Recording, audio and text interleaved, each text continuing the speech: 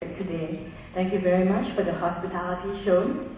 Today, I'll share with you about the Singapore experience in preserving national heritage.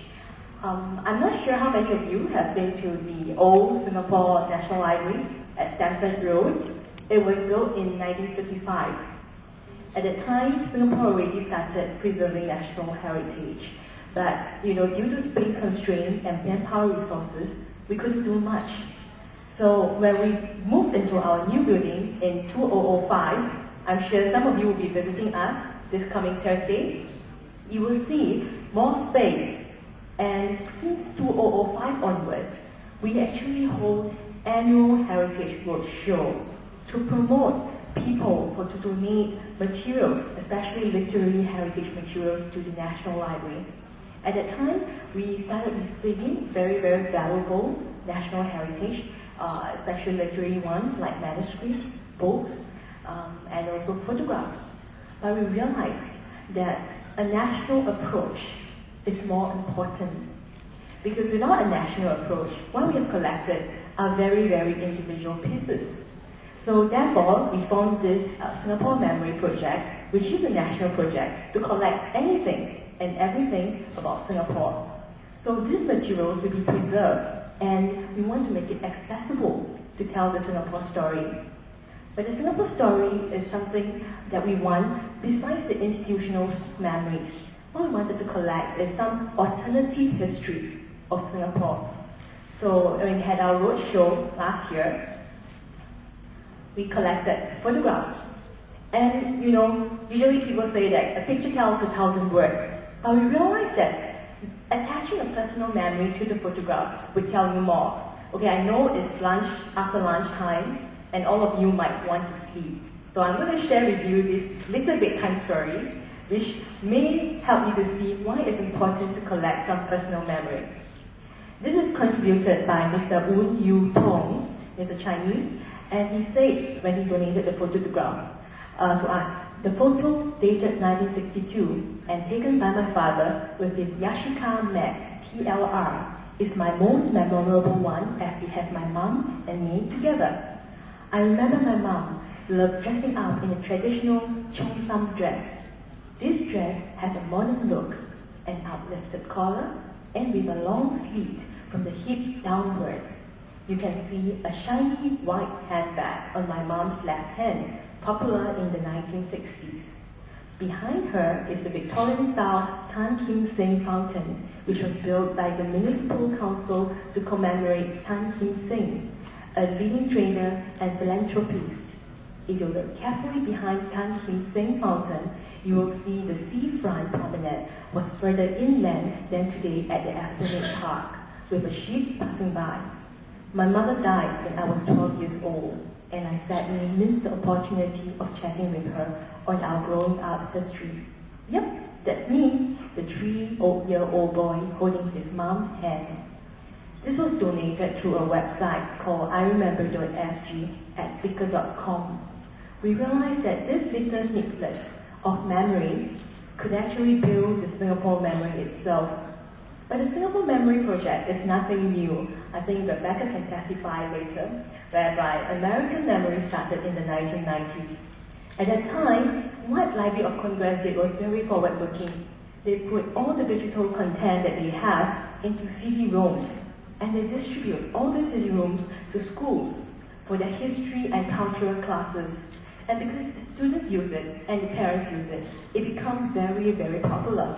We have, I think, a lot of private donations came in for the American memory. And till date, we have about 9 million items in American memory itself.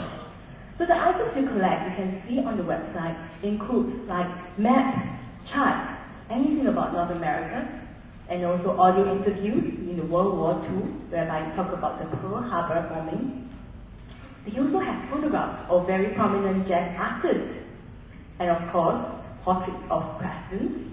Okay, I tried to hunt. I can't find Obama yet at the moment. Yes. But these are digital images of the portraits that you've seen of past presidents.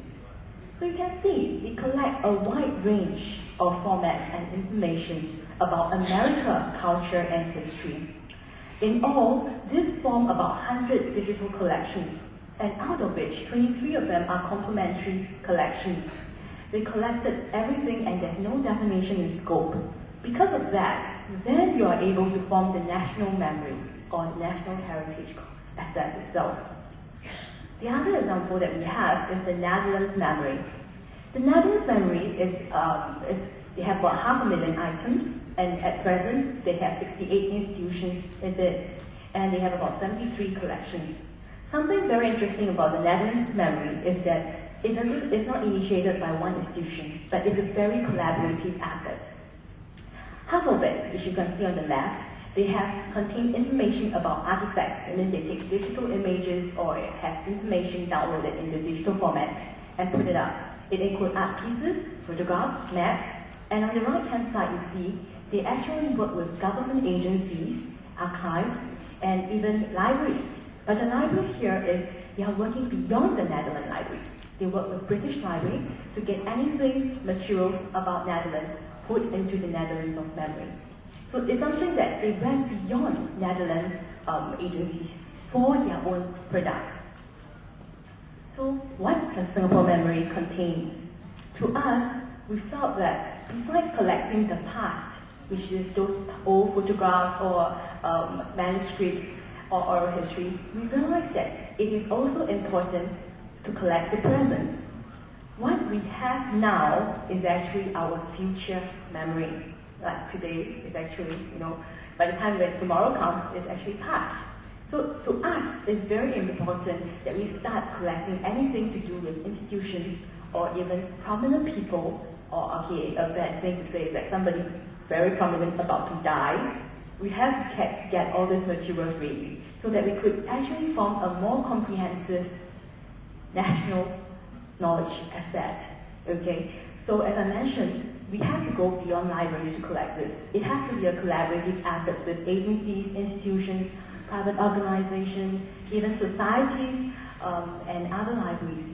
Okay, and it has to go beyond print materials because anything that is digital or related to it is also important to collect. It has to go beyond print, which what a lot of libraries have been collecting so far. And for us, we also have to go beyond Singapore because, as you know, Singapore is a diaspora society. We have a lot of our ancestors from Malaysia, Indonesia, China, India. So we have to collect certain related materials to form the national memory as well. And lastly, as I mentioned, it has to be beyond official. The personal memory, which adds a little touch to the materials collected, are important information because some of them are not in the official instituted documents like in the textbook. So whatever that hearsay or it can add more information to make it more interesting. And with collecting so much information, we also need to make it accessible so that people could actually discover more information. We believe that content breeds content, means that if we have certain information, by reading it and reviewing it, write more about it, you can actually have more.